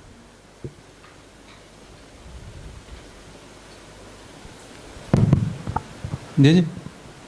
हाँ। ये जो चार पक्ष बताए उसमें एक में जो विज्ञानवादी बताए वहाँ पर ये बताया कि वो वस्तु सत्ता को ज्ञान से मान रहे हैं, और या जो ये वैभाषिक या जो चारवाक है उसमें वो इंद्रिय ग्राह्यता मान रहे हैं, और उससे उसको साधन रूप मानकर मतलब उससे जो ग्रहित हो रहा है उसको भी मान रहे हैं। और साथ में जो सौक्रांतिक है वो सब कुछ अंतर बुद्धि में ही है वैसे मान रहे हैं। और जो प्रथम माध्यमिक है वो शून्यवाद या विवर्त को मान रहे हैं। तो जी प्रश्न ये था कि जो मतलब माध्यमिक से अन्य जो है, जब वो बुद्धि के अंतर्गत मान रहे हैं या फिर ऐसे बाह्य सत्ता का से ग्रहण कर रहे हैं या ज्ञान को भी मान रहे हैं, तो शून्य से उसको भेद कैसे, मतलब उन सबको शून्यवाद की फ्रेमवर्क से बाहर या शून्यवाद के फ्रेमवर्क के अंदर कैसे वो समझ रहे हैं? नहीं, जैसे हम भी ब्रह्मवादी हैं, तो ब्रह्मवाद में ब्रह्म से अतिरिक्त और कुछ भी नहीं है ऐसे कहकर शंकराचार्य जी शून्यवाद के रूप में ब्रह्मवाद कह रहे हैं कि ब्रह्म इज इक्विवेलेंट टू शून्य। तो एकमेवाद्वितीयम ब्रह्म नैह नानास्ति किंचन, ये दो उपनिषद वचनों को लेकर और नेह नानास्ति किंचन के कारण ये सिद्ध होता है कि ब्रह्म के अतिरिक्त और कुछ भी नहीं है, जो कुछ है वो केवल ब्रह्म ही है। तो वो ब्रह्म शून्य हो गया, ये एक व्याख्या है। अब यही वचन हमारे पास भी है। हम कोई अलग वचन से कोई सिद्ध करते हो या कोई वचन की व्याख्या के बिना हम ब्रह्मवाद बताते हो, ऐसा तो है नहीं। तो महाप्रभु के पास भी ये वचन तो है ही, एकमेवाद्वितीयम ब्रह्म नेह नानास्ति किंचन। तो न इह नाना अस्ति, नाना का मतलब क्या? ब्रह्म से अतिरिक्त। तो हम ठीक है, जो कुछ है वो ब्रह्मात्मक होने से नाना कुछ भी नहीं है। तो ब्रह्म से अतिरिक्त जो भी हमें भाषित हो रहा है, अनुभूत हो रहा है, उसके अस्तित्व का निषेध नहीं है, पर उसकी ब्रह्मातिरिक्तता का निषेध है, ये श्रुति से ऐसी हमने व्याख्या कर दी। तो नानात्व भी सिद्ध हो गया, उसकी ब्रह्म रूपता भी सिद्ध हो गई, तो ब्रह्मवाद फिर भी आ गया। अब रामानुज के पास ये वचन जाएगा तो रामानुज जी कहेंगे कि हाँ ठीक बात है, उसमें कुछ गलत नहीं है, कि जैसे हमारी आत्मा होती है, ऊपर सूक्ष्म आत्मा होती है, फिर उसके ऊपर स्थूल होता है, उस तरह से जो ब्रह्म आत्मा रूप है उसके ऊपर ये शरीर रूपता है, उसके अंग उपांग सब हैं।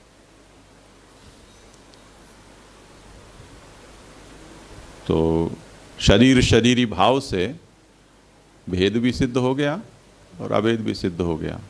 ऐसे मध्वाचार्य जी भी ये वचन की व्याख्या कर देंगे कि जैसे आदि भौतिक होता है शरीर, उस प्रकार से इसको आप देख लो। तो अचेतन होते हुए भी चेतन के साथ संपृक्त हो जाता है, तब भी ये सिद्ध हो जाएगा।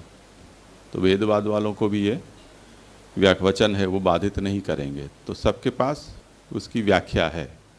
अब मुझे टेक्निकली ये अभी स्मरण नहीं है कि सर्वम शून्यम, ये जो ब्रह्म सूत्र बुद्ध के नाम पर प्रसिद्ध किया जाता है, उसकी व्याख्या वैभाषिक और सौत्रांतिक किस प्रकार से करते होंगे, वो तो चेक करना पड़ेगा कि ऐसे ही उनकी व्याख्या ग्रंथ है भी या नहीं, और ये सूत्र उन्होंने बुद्ध का सूत्र है ऐसा माना भी है या नहीं माना है। पर व्याख्या तो की ही जा सकती है किसी भी तरह से।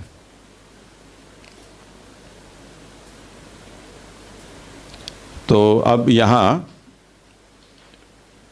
पाषंड मतों को गिनाकर, और वो त्याज्य हैं भक्ति मार्गियों के लिए, इतना निरूपण करने के बाद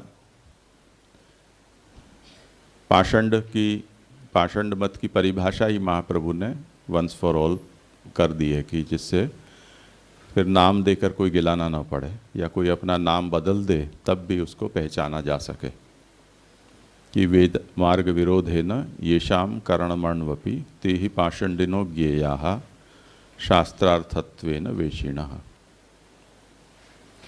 शास्त्रार्थत्वेन वेशिणः का अर्थ करते हैं कि अलौकिक वेशान संपाद्य लोक व्यामोहनार्थम तिष्ठन्ति इत्यर्थः।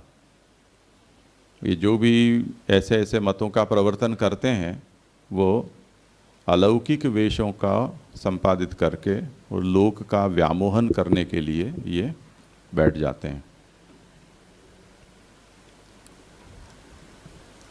ये प्रैक्टिस सभी जगह है, धंधे में भी ये प्रैक्टिस होती है, धर्मों में भी ये प्रैक्टिस होती है, राजनीति में भी ये प्रैक्टिस होती है, सभी क्षेत्र में ये है। एक दूसरे का वेश एक दूसरे धारण कर लेते हैं। अब इन दिनों जैसे मुसलमान हिंदुओं जैसे नाम रखने लग गए। पहले ईसाई लोग थे, वो अपना वो चोगा और ऐसा पहनकर प्रचारक निकलते थे। अब जिस प्रदेश में प्रजा का जो वेश हो ऐसा ही वेश धारण करके वो प्रचार करते हैं, जिससे कि पहले से ही उनके प्रति कोई दृष्टि बंद न जाए। धंधे वाले भी ऐसा ही करते हैं। आप देखते हैं कि वैष्णव है तो जय श्री कृष्ण करके और अपना प्रचार शुरू करते हैं। जैन होते हैं जय जिनेंद्र बोल के और करते हैं। हमारे पास एक बार मांडवी में हमारे घर का काम चल रहा था, तो जो इंजीनियर था उसके फ़ोन आता तो मुझे ऐसा लगता कि सभी धर्म का उसमें स्थान हो, ऐसा सर्ववादान अवसरम नानावादानुरोधित तत्, ऐसा उसका स्वरूप। जब भी फ़ोन आए तो हर बार कुछ नया वो अभिवादन बोलता, कभी जय स्वामीनारायण, कभी जय श्री कृष्ण, कभी जय जिनेंद्र, कभी कुछ ऐसा। तो अब ये एक धंधे की पॉलिसी है कि आपकी मान्यता आपको मिल जाए उस समुदाय में, उसको अपने जैसा लगे ऐसा आपको करना चाहिए। तो ठीक है, अपने क्या फ़र्क पड़ता है, अपने मन में जो हो सो रखो। तो इस तरह से शास्त्रार्थत्वेन वेशिण है, ये आगे से चली आई है ये परिपाटी। जैसे यहाँ पे ये जो बात आई कि वेद विरोधी है उनको यहाँ पे नहीं गिनना और उनको पाखंड रखना, लेकिन ये जो बात है वो डिसाइड कैसे हो? क्योंकि जैसे शंकराचार्य जी की ये बात आई तो वो तो अपने आप को वही बोल रहे हैं कि भाई हम वेद के अनुरूप ही है। हाँ, पर तो शंकराचार्य जी के बाद जब भी उनके मत की आलोचना जिन लोगों ने की तो उसके बाद जितने भी मत हुए सब ने उनके ऊपर एक ही आक्षेप लगाया कि आप वेद विरोधी हो। एक भी उनके समर्थन का मत उसके बाद पैदा नहीं हुआ कि हाँ तुम्हारा सिद्धांत है वो वेद सम्मत है। मध्व ले लो, निम्बार्क ले लो, विशिष्टाद्वैत ले लो, शुद्धाद्वैत ले लो, तो इतने 2000 वर्ष में शंकराचार्य जी का समर्थन करने वाला एक मत पैदा नहीं हो पाया। जी, लेकिन उनका प्रचार भी ज़्यादा है और उनको निषिद्ध कोटि में भी नहीं रखा गया। हाँ, तो मत में यानी उनकी फिलोसॉफी है वो वेद विरोधी है, आचार वेद विरोधी नहीं है। अच्छा, तो यानी कि ये जो है वो हमको ही ये जानने के लिए वो प्रसक्त होना पड़ेगा कि ये वेद विरोधी है या नहीं है ये। हाँ, वो तो जितने अंश में होगा उतना ही होगा ना। सर्वांश में विरोध हो ऐसा तो कहीं कोई नहीं होता है। मानो कि जैसे रावण है, कंस था, जरासंध था, शिशुपाल था, वो कितना ही देव विरोधी या भगवत विरोधी थे, पर प्रजा के लिए वो राजा कोई ऐसा नहीं था कि जो निंदनीय हो या प्रजा ये कहें कि अब इसको निरस्त करो। प्रजा को ठीक थी। तो राजा के रूप में जो शासन कर रहा है वो ठीक कर रहा है। पर्सनल किसी के साथ कुछ झगड़ा हो तो उसमें तो किसका नहीं होता है, सभी का होता है। तो मोहल्ले में जो आदमी दुष्ट हो वो परिवार में भी दुष्ट हो ऐसा जरूरी नहीं है। वाणी से जो दुष्ट है वो आचार से दुष्ट हो ऐसा जरूरी नहीं है। धंधे से जो दुष्ट हो वो समाज सेवा में भी दुष्ट हो ऐसा जरूरी नहीं है। जितने बागी होते थे वो जनता शाहूकारों को लूटते थे और पीछे चैरिटी करते थे। तो वो बागी इसीलिए कहे जाते थे कि उनके साथ कभी कुछ अन्याय हुआ तो वो विरोधी हो गए उसके।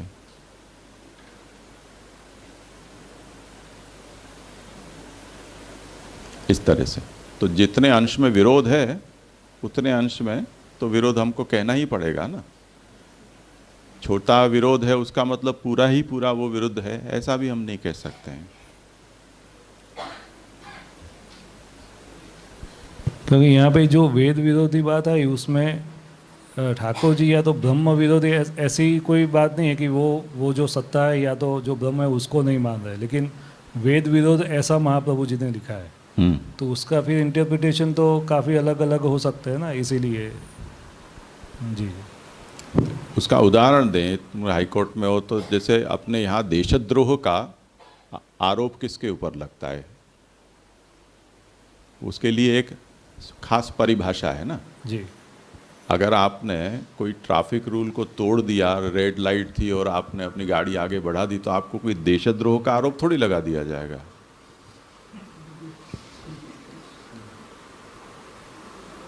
या किसी विद्यार्थी ने कहीं कॉपी मारी किसी के आगे के वाले के पेपर में से तो उसको देशद्रोही नहीं कहा जाएगा।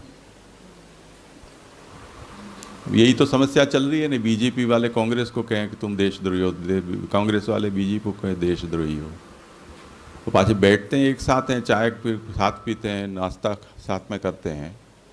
अभी गए तो भारत का सिंदूर का प्रचार करने के लिए विपक्ष वाले पीछे सब जगह वही सरकार के बीजेपी के पैसे पर उनके ही प्रतिनिधि बनकर गए हैं सबके सब।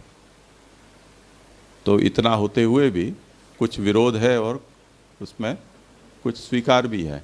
तो जितने अंश में स्वीकार है तो रखना है। अगर आपको ऐसा लगता है कि अब सांस नहीं ले सकें ऐसी स्थिति आ गई है तब फिर हमको उससे पार्टीशन करना होगा कि अब तो ये बोलने लायक भी नहीं है। जी जी, यहाँ पे जैन की कहीं पे बात नहीं आ रही है, तो वो क्योंकि बुद्ध में गतार्थ है। अच्छा। क्योंकि उनका कोई अलग सिद्धांत तो इनसे ऐसा नहीं है कि उनको स्पेसिफिकली आपके अलग से मेंशन करना पड़े। जी तो बुद्ध के साथ उनका भी ग्रहण कर लिया गया, ऐसे समझना चाहिए। वैसे क्योंकि बौद्ध तो हम मान रहे हैं कि भाई भगवद अवतार के रूप में वो प्रकट हुए और ऐसा है, लेकिन हम जैन- ऐसा कहते हैं, वो जी। नहीं मानते। हाँ वो नहीं, हाँ, लेकिन जैन में तो ऐसा भी कुछ नहीं है कि भाई, तो उनको जैन मान्यता है। मानते हैं। अच्छा। हाँ। हाँ, लेकिन अपने शास्त्र में तो ऐसा नहीं है कि उनको कुछ ऐसे मान्यता दी गई है या ऐसा कुछ है, या नहीं नहीं, मान्यता कहीं नहीं, नहीं। हमने यहाँ क्योंकि बाद में पैदा हुए हैं तो उनका अपने शास्त्र में उल्लेख होना ही संभव नहीं है ना। जी जी जी। जैन तो उस तरह से पैदा नहीं हुए थे, इसलिए जैन के आगम में और पुराणों में अपने सनातन धर्म की सभी कथाएं प्राप्त होती हैं, अपने यहाँ नहीं होती हैं, क्योंकि उनको अपनी कथाओं को लिए बिना उनकी गाड़ी चले ऐसा है नहीं। क्योंकि बीच में से कहाँ से तुम टपक पड़े, ये सवाल होगा ना। तो सभी लोग अपनी लाइन को जहाँ तक संभव हो सके पीछे खींचने का प्रयास करते हैं। तो जैसे मुसलमानों को हम ये कहते हैं कि भाई तुम तो अभी 1400-1500 साल पहले पैदा हुए हो, तो नहीं, हमारे तो जो पैगंबर हैं वो ये मोहम्मद है, वो आखिरी पैगंबर है। इसका ऐसा मतलब नहीं है कि वहाँ से शुरू हुआ है, शुरू तो सृष्टि के आदि से हो चुका है। ये आखिरी पैगंबर है, इसके बाद नहीं होगा पैगंबर, ये वो कहना चाहते हैं।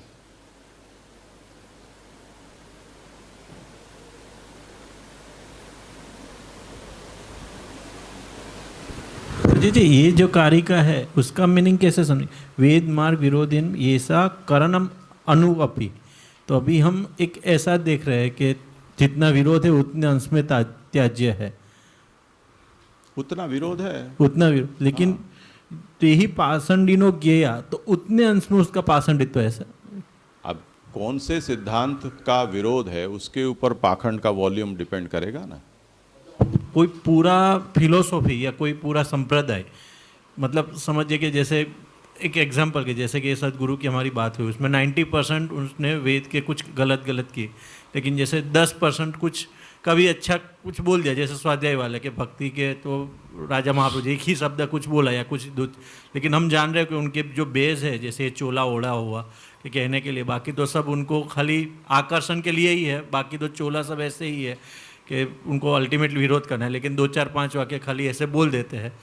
तो अल्टीमेटली हमको जानना तो ऐसे ही पड़ेगा ना कि थोड़ा भी मतलब उसका मूल जो उद्देश्य है या आदर्श जिस पे उसका संप्रदाय टिका हुआ है वो है, तो पूरा संप्रदाय ही पाषंडित्व ऐसा ही समझेंगे ना। मैं वही कह रहा हूँ कि कौन सा सिद्धांत, यानी सिद्धांत का अपना वेटेज है। जैसे अपने यहाँ महाप्रभु ने कहा कि एकम शास्त्रम देवकी पुत्र गीतम एको देवो देवकी पुत्र एव मंत्रोपेकस्तस्य नामानि यानि कर्माप्यकम तस्य देवस्य सेवा, ऐसे। तो अब ये 4 हमारे स्तंभ हो गए। अब इस स्तंभ में से अगर आपने कोई एक स्तंभ को छोड़ दिया, कोई कहेगा नहीं कृष्ण सेवा नहीं, यमुना जी की सेवा, कोई कहेगा कि नहीं महाप्रभु जी की सेवा, कोई कहेगा गोकुलनाथ जी की सेवा, तो स्तंभ गया। ये तो आधार स्तंभ है, तो पूरा स्ट्रक्चर उसके ऊपर है वो आपका पाखंड ही है। अब आप महाप्रभु का नाम लेने के अधिकारी नहीं रह गए। अब इन 4 में से कृष्ण सेवा, तो कोई गोविंद दुबे वाला होगा, मुझे द्वारका लीला में आ सकती है, कोई कहेगा ब्रजादीप वाला हूँ मैं, तो कोई कहेगा मैं तो मथुराधीश वाला हूँ। तो कोई बात नहीं, ये विरोध जो है या विविधता है वो सहन करने योग्य है। पर कृष्ण को रिप्लेस अगर आप किसी और से कर रहे हो, गीता को किसी और शास्त्र से रिप्लेस कर रहे हो, सेवा या नाम को किसी और से आप रिप्लेस कर रहे हो, तो अगर आपको जय बोलना है तो कृष्ण का जय बोलो। अब कृष्ण के कितने ही नाम हैं, अपने यहाँ पुरुषोत्तम जी ने उसको फिक्स करने के लिए, क्योंकि दोनों ही दीक्षा मंत्र में कृष्ण नाम है। सेवा के प्रथम उपदेश के लिए कृष्ण सेवा सदा कार्या ये है, महाप्रभु का वचन है, कृष्ण मूल नाम है। तो जय श्री कृष्ण ही यही एकमात्र अपना जय घोष हो सकता है, या परस्पर अभिवादन हो सकता है, इसके अतिरिक्त और कुछ नहीं हो सकता है। ये पुरुषोत्तम जी ने जय श्री कृष्णोच्चारण बाद में जाकर फिक्स भी किया, क्योंकि सब उटपटांग कुछ भी बोलना शुरू कर दिया था लोगों ने। तो अगर आप वहाँ चलो ठीक है कृष्ण न बोलकर कृष्ण का कोई नाम कृष्ण के लिए उच्चार कर रहे हो, तब फिर आप अभी भी ये 4 स्तंभ को टिकाए हुए हो। पर कृष्ण की जगह आपने वल्लभ रख दिया, या कृष्ण की यहाँ जगह जय जय श्री गोकुलेश डाल दिया, या उसकी जगह राधे राधे कर दिया, अब गए आप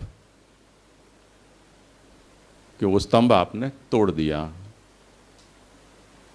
ये कहने का मतलब है। तो कुछ ऐसे मूलभूत सिद्धांत होते हैं जिन सिद्धांतों के साथ छेड़छाड़ करते हो तो वो पूरा स्ट्रक्चर है वो कोलैप्स हो जाता है। कुछ ऊपरी बातें होती हैं,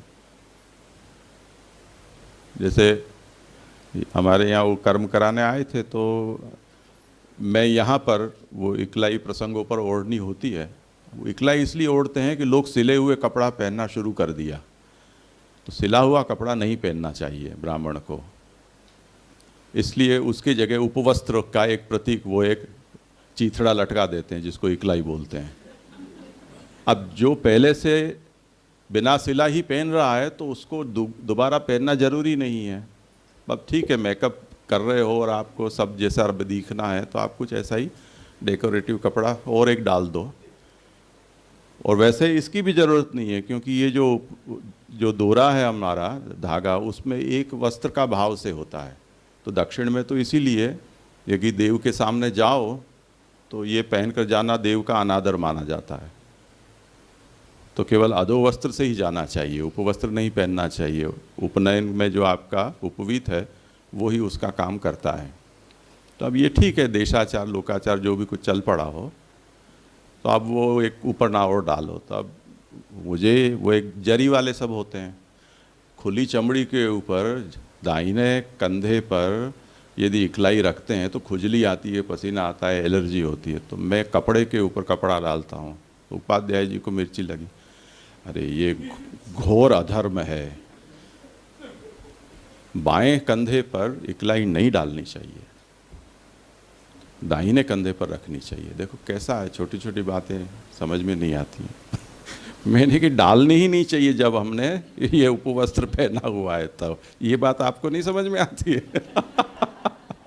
ये क्योंकि आप वो मुसलमानी कुर्ता पहने लग गए हो, इसलिए आपको वो उपवस्त्र बताकर अपने आप को वैदिक वेश मैंने धारण किया ऐसा दिखाना पड़ रहा है। तो अब ये बात है। अब ये जो थोड़ा बहुत यहाँ का हेर फेर है वो कोई इतना प्रलयंकारी नहीं है, ऐसा ही समझना चाहिए। होना तो पूरा का पूरा चाहिए, पर यदि संप्रदाय भेद वशात ऐसा होता है और किसी को ये लगे कि ये तो विरोध हो गया, तो फिर हमें उसको ये देखना चाहिए कि वो विरोध है वो कौन से नेचर का है। समझ में आया ना? तो उसको तो सोचना पड़ेगा, ऐसे ही हम नहीं कह सकते हैं। तो जितने अंश में, जैसे अपने यहाँ ये अधर्म, धर्म, फिर विधर्म, परधर्म, उपमा, छल, ये सब जो बातें कही गई, उसमें जैसे कोई ब्राह्मण है, वो ब्राह्मण कब अब्राह्मण बनता है, कब दुर्ब्राह्मण बनता है, कब ब्राह्मणाधम बनता है, कब ब्राह्मणाभास होता है, ये ब्राह्मण के लिए नहीं, ये सभी के लिए है। इसी तरह क्षत्रिय वैश्य आदि में, तो उसमें किस तरह से वो कर रहा है उसके ऊपर से हम ये कहेंगे कि चलो अब ये ब्राह्मण है वो दुर्ब्राह्मण है, उसको हम अब्राह्मण नहीं कहेंगे। तो जैसे अपने यहाँ जन्म, उसके बाद संस्कार, उसके बाद कर्म और चौथी वृत्ति, ये 4 चीज़ें किसी भी वर्ण को स्थिर होने के लिए स्वीकारी गई हैं। तो समान वर्ण के माता पिता से जन्म हो, उस वर्ण के शास्त्र में कहे गए गर्भाधान से लेकर और उपनयन तक के सब संस्कार यथा समय यथाविधि होने चाहिए। उपनयन के बाद उस वर्ण का जो वेदाध्ययन आदि से जो भी कर्म है वो होना चाहिए। और जो आश्रम की जो वृत्ति शास्त्र द्वारा नियत की गई है, तो ब्रह्मचारी हो तो भिक्षाटन से करे, गृहस्थ हो तो अध्यापन याजन और दान प्रतिग्रह से करें, वानप्रस्थ हो सन्यासी हो तो तदनुसार करें। तो ये जो आवश्यकता ये चारों चार पूर्ण होती है तो उसमें वो वर्ण स्थिर माना जाता है। ये उसका एक आदर्श स्वरूप है। अब मानो कि 3 आवश्यकता पूर्ति हो रही है, पर वृत्ति उसे, जैसे द्रोणाचार्य को नहीं मिली वृत्ति, भूखा मर रहा था उसका बच्चा, वो भूख सहन नहीं कर पा रहा था। द्रोणाचार्य को चलता था, कोई बात नहीं, दूध नहीं मिल गया तो कोई बात नहीं, नहीं पिएंगे, क्योंकि प्रकृति भी जो दूध है वो छोटे बच्चों के लिए ही देती, बड़े होने के बाद दूध पीना कोई ज़रूरी नहीं है। तो वो द्रोणाचार्य तो समझते थे, पर अश्वत्थामा का दुख देखा नहीं गया, तो उन्होंने जैसे पगारदार नौकर होता है उस तरह से ब्राह्मण होते हुए भी राजा का आश्रय स्वीकार किया। अब वो वृत्ति से हीन ब्राह्मण हुए, जन्म से शुद्ध हैं, संस्कार भी ठीक से हैं, कर्म भी ब्राह्मण के हैं, वृत्तिहीन उन्होंने अपनाई। तो 3 आवश्यकताएं पूर्ण हो रही हैं, एक अंश में दोष है, तो ब्राह्मणाधम हुए वो, अब ब्राह्मण नहीं हुए।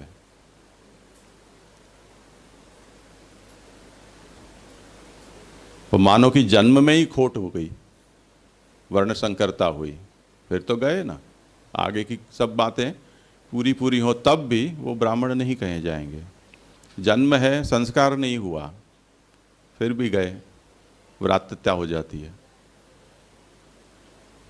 अब व्रात्यता का प्रायश्चित करके और पुनः संस्कार करके, और अगर आपने समय सर ठीक कर दिया तो अभी भी फिर से आप मुख्य धारा में आ सकते हो, पर वो काल बीत गया तब भी गए। तो संस्कार से हीन होने पर भी फिर जाति ब्राह्मण रह गए, वर्ण से ब्राह्मण नहीं रहे। तो ब्राह्मण फिर वर्ण न होकर जाति बन जाती है, जो कि अभी प्राच्य प्रचलित सब जगह है। इस तरह से हर चीज को देखना होगा कि कितना प्रबल विरोध है,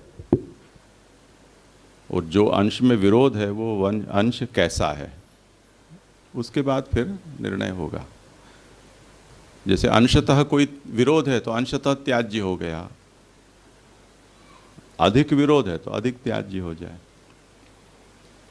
तो जैसे शंकराचार्य जी के साथ मत के साथ हमारा सभी वैष्णव संप्रदाय हैं, उनका विरोध है कि ये असत शास्त्र है, प्रच्छन्न बौद्ध हैं।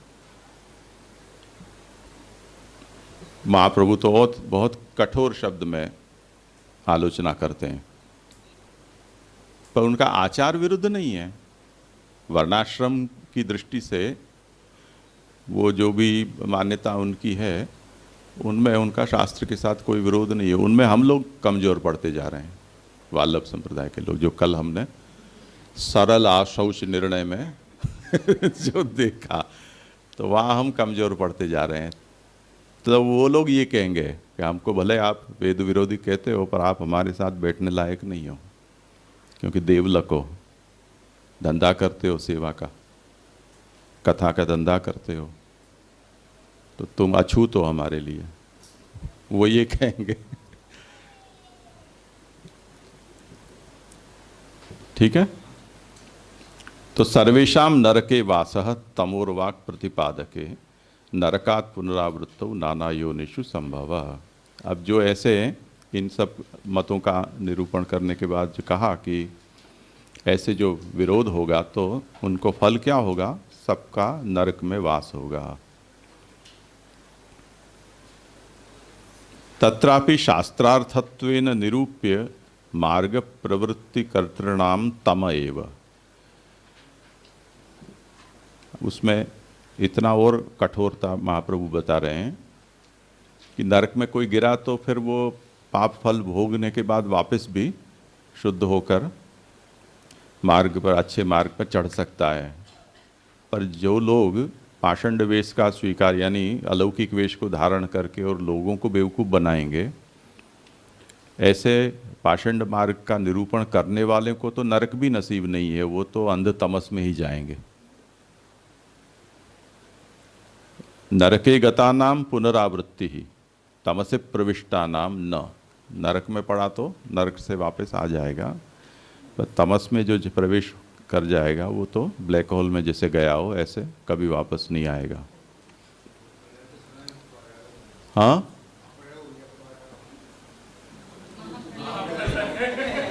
फिर तो वो रहेगा ही नहीं ना। हाँ, फिर उसको अलग थोड़ी हम पहचान पाएंगे। पुनरावृत्तौ च शूकरादि योनिषु संभवः। और जो नरक में पड़े हुए जो फिर से आ जाएंगे तो वो भी सुअर, कुत्ते, उल्लू ऐसे ही सब बनेंगे, कोई उनको ऐसी सदयोनि की प्राप्ति नहीं होगी।